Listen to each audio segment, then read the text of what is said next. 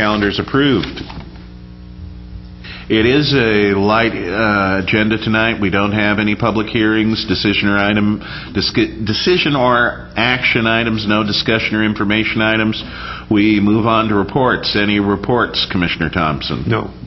Okay, I do have one item to share, a piece of good news that I have received since our last meeting. I actually learned that some advocacy efforts I was involved with, along with other members of our regional Cascades West Council of Governments Board, we were successful in having funding for options counseling restored to the state budget at the last minute. This was, I believe, $1.3 million that was statewide, that was included in what's commonly referred to as the Christmas tree bill. And what this pays for is additional staff at the Senior Services Office in Toledo that not only do they do information and referral for seniors, and they can do that over the phone, in person at the Senior Services Office, or they will even they'll do presentations, they'll go to seniors' homes, but also in some cases where it's a more complicated situation, but the person maybe doesn't need or doesn't qualify for ongoing case management, but it becomes almost essentially short-term case management. So what the folks at the COG said was that our legislators and legislators in the Valley were basically said this was an issue that wasn't even on their radar screens until they heard from me, they heard from Sharon Canopa, the mayor of Albany, some of the local citizens on our Senior Services Advisory Committee. So glad to know that we made a difference on that one. Okay, next up is constituent input, an opportunity for anyone to address the board on any subject for 5 minutes. Did anybody sign in for that? Yes, come on up, please.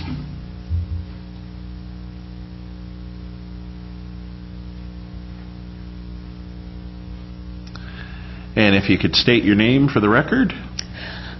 My name is Jo Frances Kalk. Okay. I live in Lincoln City. Okay. I am a Senior Health Insurance Benefits Assistance Outreach Volunteer. Okay. And I no longer drive due to cataracts and glaucoma. Okay. I have been asked to conduct Introduction to Medicare classes from 10 o'clock in the morning to noon at OCCC Lincoln City and OCCC Newport.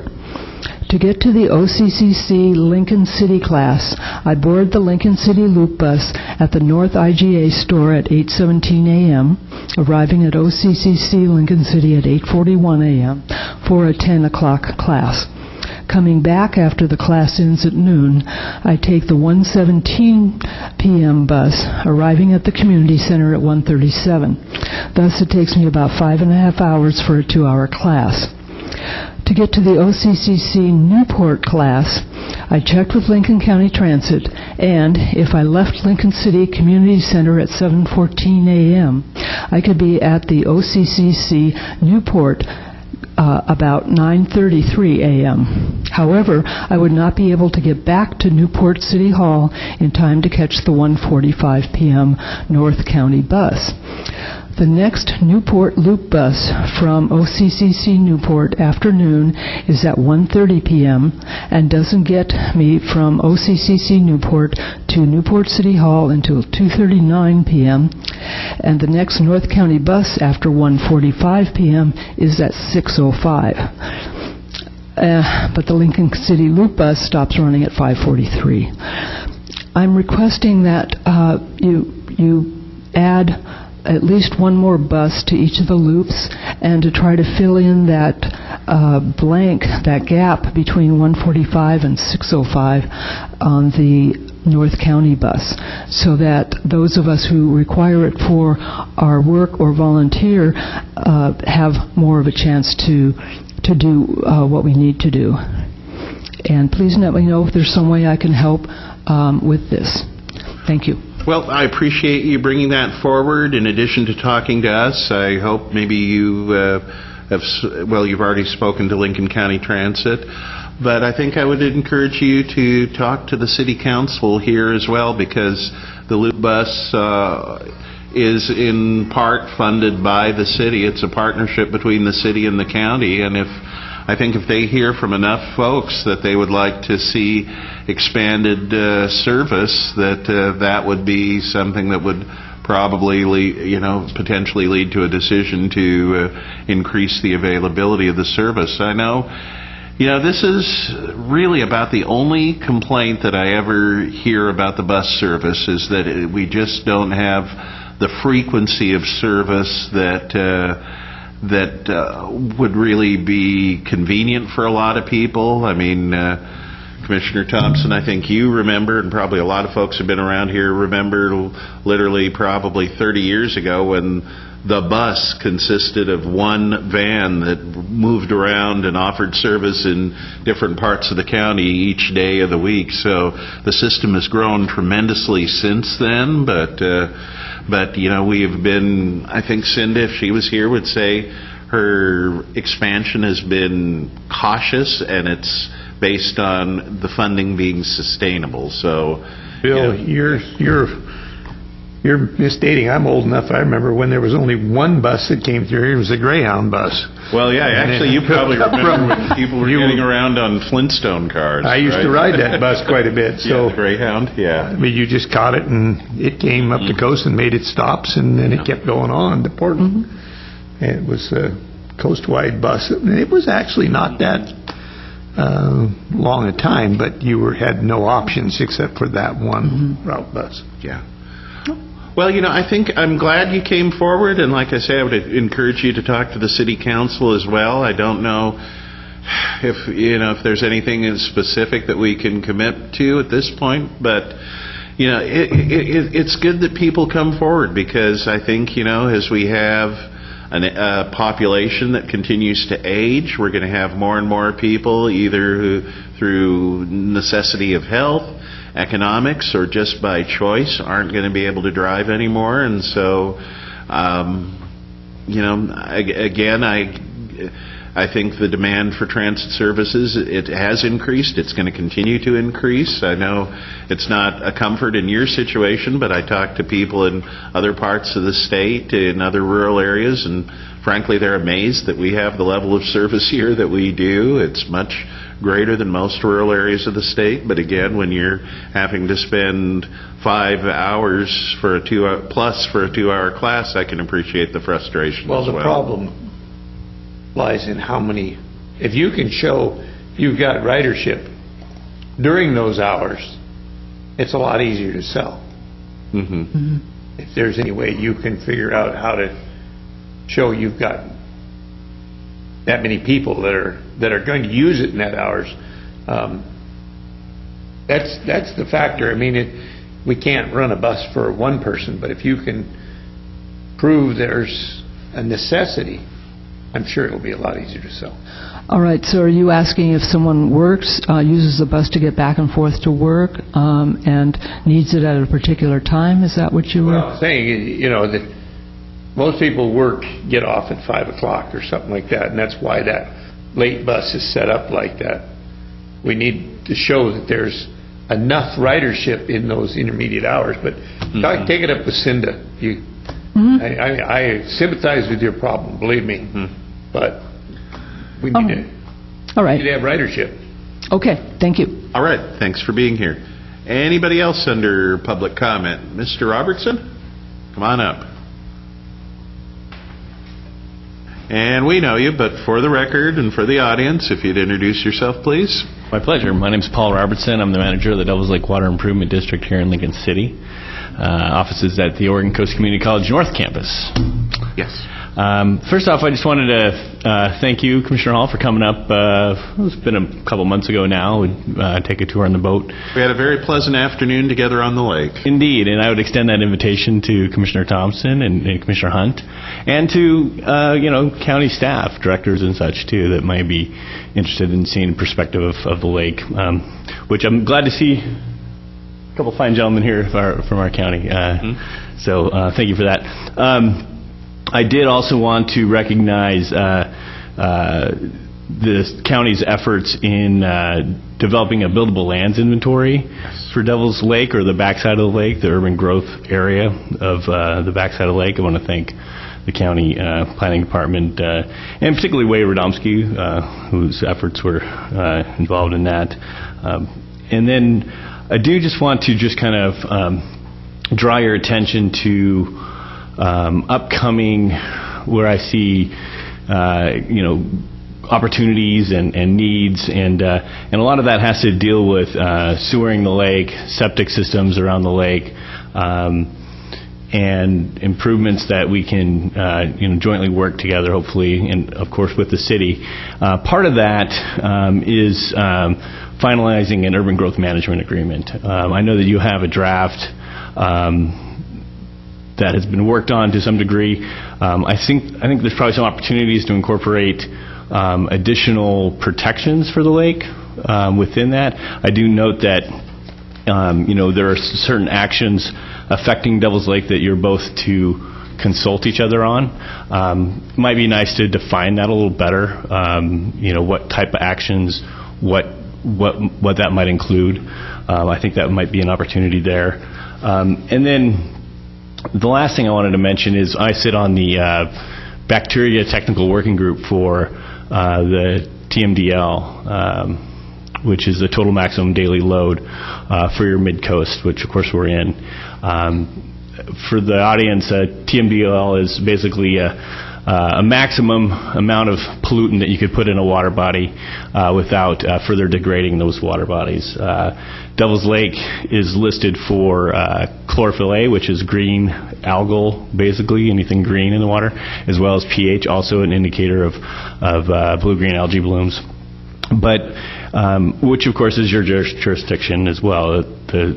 Inside the city boundary stops at the lake, and so I think there's an opportunity there. But more directly, there is a TMDL listing for bacteria on Thompson Creek, which is one of the tributaries to Devil's Lake.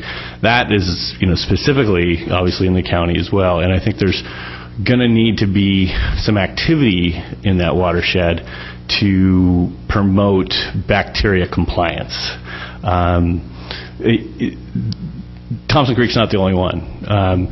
Specifically in our north end, on the Salmon River, the Panther Creek watershed, highly impacted, highly urbanized part of the stream. Bacteria readings that really just skyrocket right when you get to that urban interface. There's going to be some needs there, and the TMDL is going to require designated management authorities, which in many cases may be you, to develop a plan to remedy those issues. And so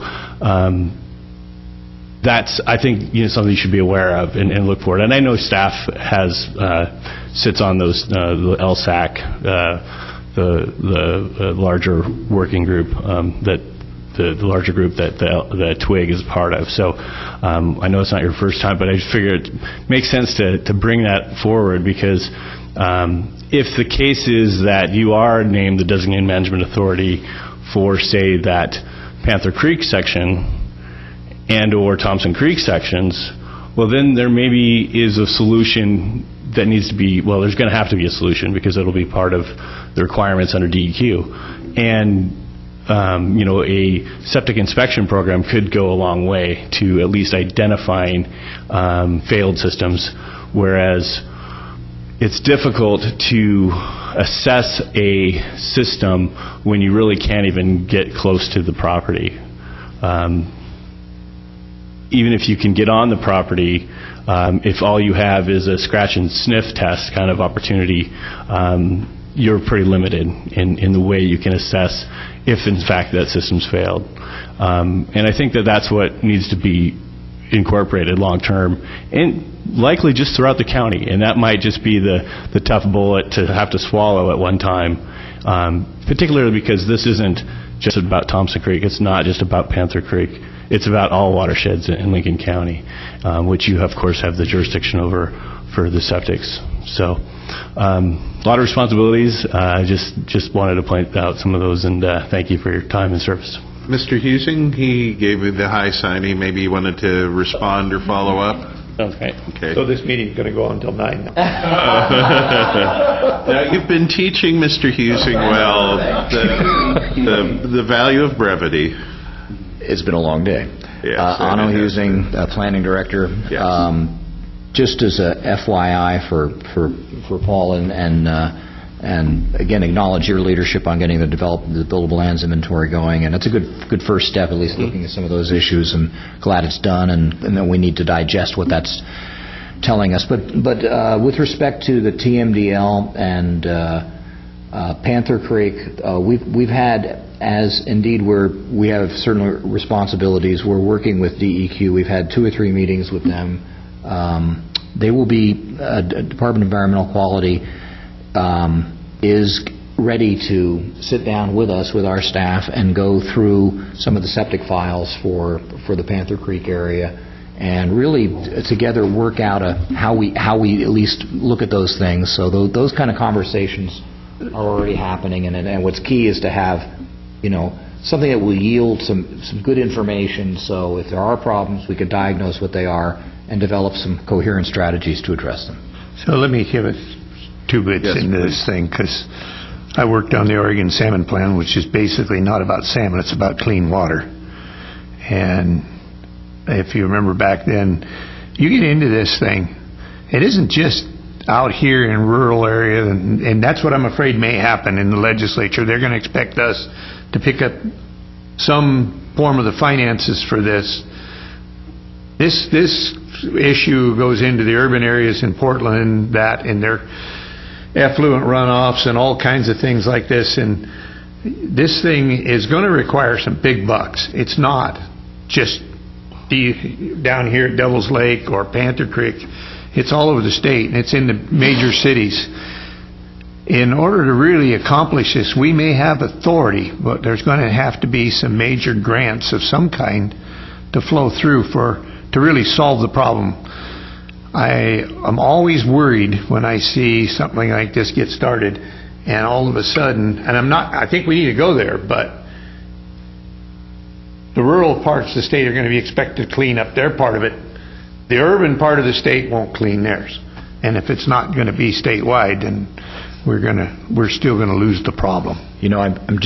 I just reminded myself, because I haven't thought about it in a while, because when DEQ came to visit, you happened to drop by our department. Remember, several of those, the staffers for DEQ were there, and I think they're also trying to understand, because Paul, with working the septic issues, wanting to do something and how to really get there that's measured and effective, establishes those relationships is so important.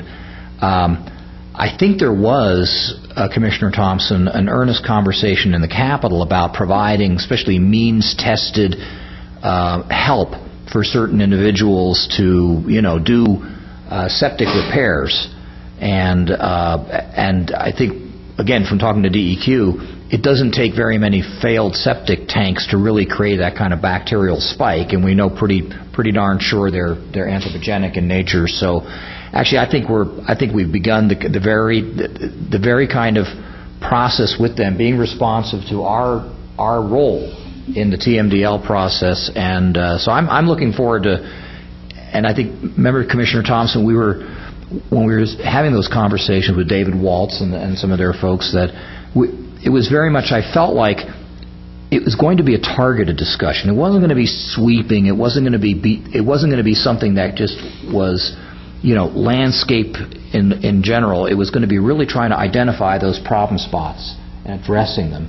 And what DEQ and others and Quinn Andreas from our sanitarian says is that it really doesn't take many tanks to create the kind of spikes that put us on the impaired waters list. And so the good news is, if you approach this in a measured, factual way, and really identify where those issues are, and then train those resources on that, you can actually make some measured progress. So that's why I really feel I'm glad we're having a discussion with DEQ. This is one of the first tangible steps I'm seeing out of that TMDL process, and we look forward to proceeding with them and doing something, of course, that works on the ground for people in the real world. It's going to make a difference that's measured. You have to address it statewide, not just for some specific areas, even though I'd love to get some is better than none, but we have to talk about If you're going to be equitable and you're going to be benefit equitable, you gotta the do it. environment, it should be. Well, and so, so many times, especially in a more urbanized area, pet waste alone is a huge factor. Over and over and over again, that comes up, and I'm not trying to make light of any of the other activities that are going on, but it doesn't, just like human waste and a few failed septic systems can make a difference, even the educational value of having pet waste being picked up and really having people understand that. This problem's got 50 different origins, and it's going to require 100 different solutions. But I'm actually very proud, and I'm really glad that Commissioner Thompson happened to drop by the office that day when the DEQ guys were there, because we did have a good 15-20-minute conversation with Commissioner Thompson, and I felt you felt very comfortable about the direction we were going. Yeah. Okay. Thank you, sir. Thank you. Thank you, sir. If there's nothing else, I will say we will stand in adjournment until our next regular meeting of the Board of Commissioners, 1 week from today, Wednesday, July 29th, 2015, back at the Board of Commissioners conference room at the courthouse in Newport. Thank you.